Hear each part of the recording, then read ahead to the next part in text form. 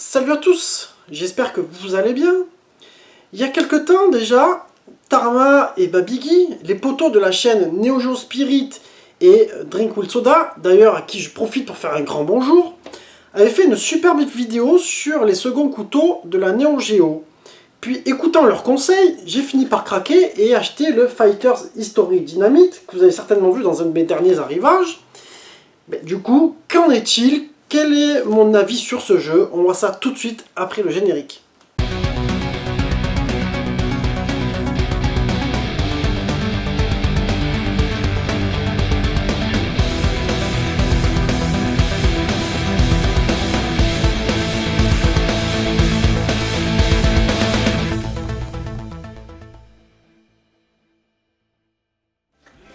Alors le fameux Fighters History Dynamite, ou Dynamite, je sais pas comment on dit ça, qui s'appelle aussi Karnov Revenge aux États-Unis. Il avait été développé par la Data East et édité par SNK. Il est sorti sur MVS, donc le système d'arcade de SNK, sur leur console, donc la ES et la Neo Geo CD, au cours de l'année 94. Alors, c'est la suite de Fighters History qui était sorti sur Super Famicom à l'époque. Je vous avais fait le test pour ceux qui suivent ma chaîne. On retrouve un versus fighting dans la lignée des Street Fighter 2, Fatal Fury, etc.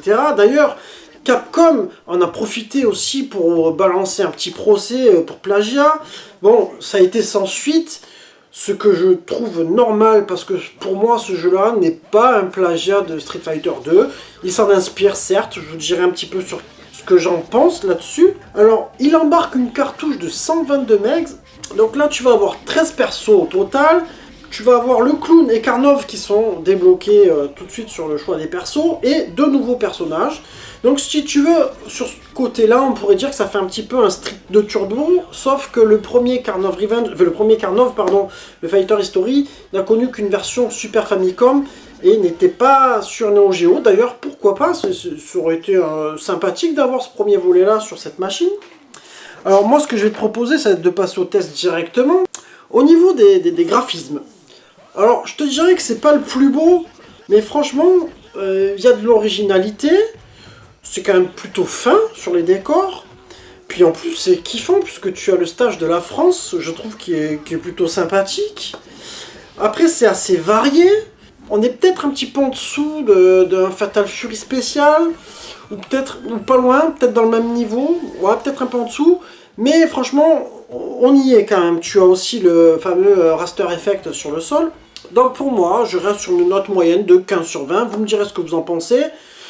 Après, c'est aussi, il faut reprendre un petit peu le contexte, à côté de ça, tu avais de très beaux jeux sur la Néo.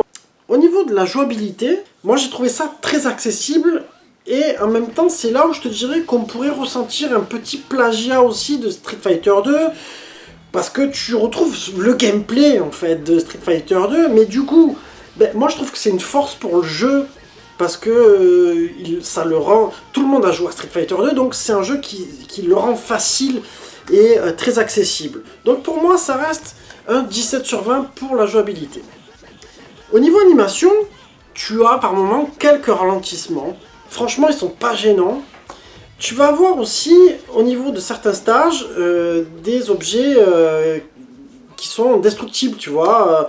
Bon, c'est vrai que pour ça aussi, tu peux en parler. Tu peux dire que c'est un peu inspiré de Street Fighter 2. Là, tu vas avoir, moi je me rappelle à un moment donné, c'est un rocher qui peut se casser. Tu peux avoir quelques petits trucs comme ça. Mais sinon, d'une manière générale, je trouve que c'est assez réussi. Les personnages ont des mouvements qui sont sympathiques. Donc je vais rester sur un 16 sur 20 pour l'animation. Au niveau mix sonore, alors les musiques sont plutôt sympas, moi j'ai bien accroché. Après il faut se replonger, on est en 1994. Mais au niveau des bruitages, c'est vrai que je te dirais qu'au niveau de la digitalisation des voix, etc., c'est pas non plus formidable. C'est pas catastrophique, mais ça n'est pas non plus extraordinaire. Tu vois, bon, c'est pas un truc où tu vas te prendre une claque, tu vas te dire, ah c'est la folie à ce niveau-là. Donc je vais rester sur une note moyenne de 16 sur 20 pour le mix sonore. Au niveau durée de vie, c'est un jeu où, comment dire, tu vas kiffer y rejouer et tester différents persos. Moi je me suis régalé, franchement j'ai pris, j'ai dû tester 5 ou 6 persos dans le jeu déjà. Et à chaque fois que je remets la cartouche en fait, je me dis tiens je vais tester ce jeu là, on va changer de perso, etc. Et je me régale à chaque fois en fait. Donc du coup, pour moi, c'est un jeu que tu vas aimer ressortir et qui finira pas par prendre la poussière. Tu auras toujours un moment donné où tu auras envie de taper une petite partie. Donc, je vais rester sur un 16 sur 20 pour la durée de vie. Alors, en verdict, je vais arriver sur un 16 sur 20, qui pour moi, c'est plutôt une bonne note, tu vois, on est carrément au-dessus de la moyenne. Je dirais en conclusion que c'est un jeu qui a son gameplay qui est sympathique, qui malheureusement n'a pas fait de l'ombre aux grandes licences comme Street Fighter 2. C'est un petit peu l'époque où tout le monde voulait arriver à rivaliser. Et c'est vrai que, bon, ben voilà, les seuls chez SNK qui ont un peu réussi à mettre un peu de fil à retordre à Capcom, ça a été pour Fatal Fury et les KOF. Enfin, ça, vous le savez tous. Donc voilà, pour moi, merci des conseils de Babigui et de Tarma, parce que finalement, je suis très content de cet achat, je me régale avec ce jeu. Après, vous me direz, vous, dans les commentaires, j'ai vu que c'était déjà souvent très partagé. Il y en a qui préfèrent War des Roses à ce niveau-là, qui préfèrent d'autres jeux. Bon, voilà, vous me direz, vous, dans les commentaires. N'oubliez pas de liker, partager et commenter. Et puis, on se retrouve très bientôt, les amis, pour une prochaine vidéo. Je vous embrasse tous. Ciao.